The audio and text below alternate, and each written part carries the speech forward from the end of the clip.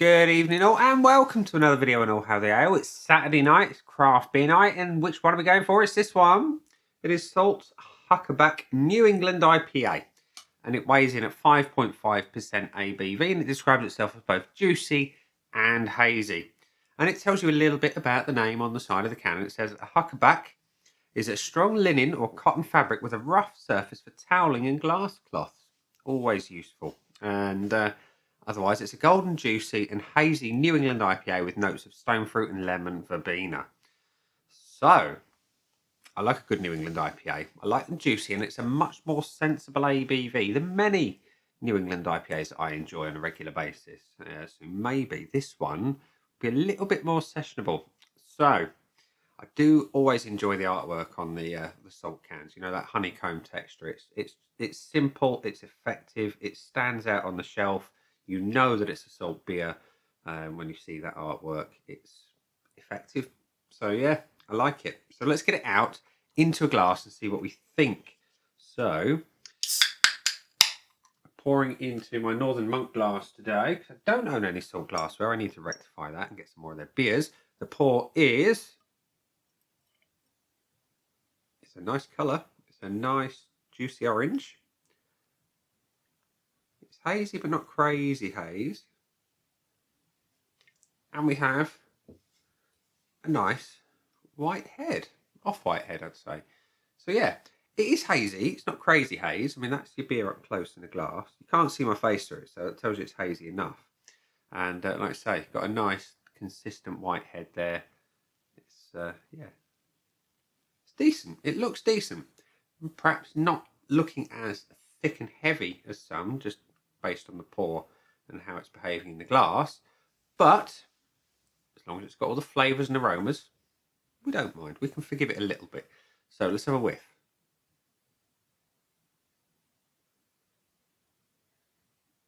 It's nice. It's nice. There is pineapple. There is mango. There's something a little bit peachy. And something a little bit sharp, almost like passion fruit sharp. There is a zesty, bright lemon. It's not your sort of puckering lemon. It's a bright, sort of, how can I describe it? Bright lemon. You know, zesty, sharp, not sharp. Refreshing lemon. Sweet lemon. Yeah. It smells good. I like it. Yeah, I like it. It smells great. It looks good. It smells great. What's it taste like? Let's find out. Cheers.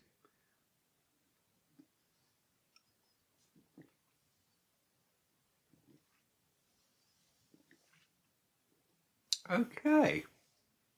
So the body is slightly lighter than medium. Carbonation is good. It's fairly well carbonated. Mouthfeel is soft and silky. But the flavour profile is a surprise. It's really quite bright and more bitter than a New England IPA of regular ilk, shall we say. Most New Englands are really smooth and really sweet and lacking on the bitterness. This has got a little bit of punch and a little bit of sharpness to it.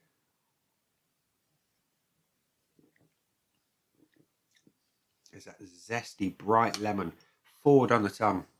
Really is prominent in the profile. It's hoppy, very hoppy. I like that. The malts are balanced, but they're sitting in the background, letting the hops do all the talking. And the stone fruit's there, but it is secondary to that citrus edge. And there's something slightly, ever so slightly floral going on. That's different. That's nice. The finish is sharp. It's slightly earthy on the back end as well. It's not a dankness. It's just a little bit earthy.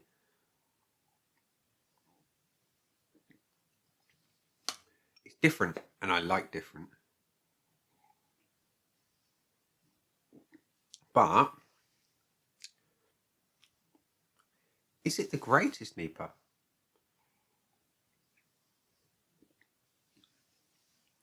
Difficult to say. So let us consult the aid memoir from Untapped, which says that Huckaback has had a pretty impressive 12,000 check-ins and a pretty decent 3.75 average score overall. It's a lot of check-ins. It is a lot of check-ins. Not as many as some. You know, your Budweisers and the like have got way more than that, but that's still a decent amount of check-ins for a craft beer from a small English brewery.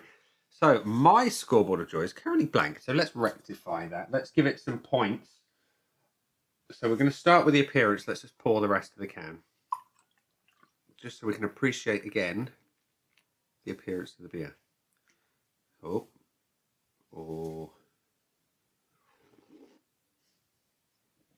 I thought I was going to go a bit overkill there. So there we go. So it's a nice colour. It's a almost bright orange golden hazy beer with a nice tight white head. It's not quite as unctuous looking as some New Englands, but it's still pretty good looking. So I'm going to give that 0.75. Like I say, I prefer them a little bit more chicken soupy, I'll be honest. And it is preference. You might score it differently on the looks, but I'm going to give it the 0.75. The aromas are what we're going for next, and they are nice. You know, you've got a little hint of pineapple, which doesn't come through on the flavour.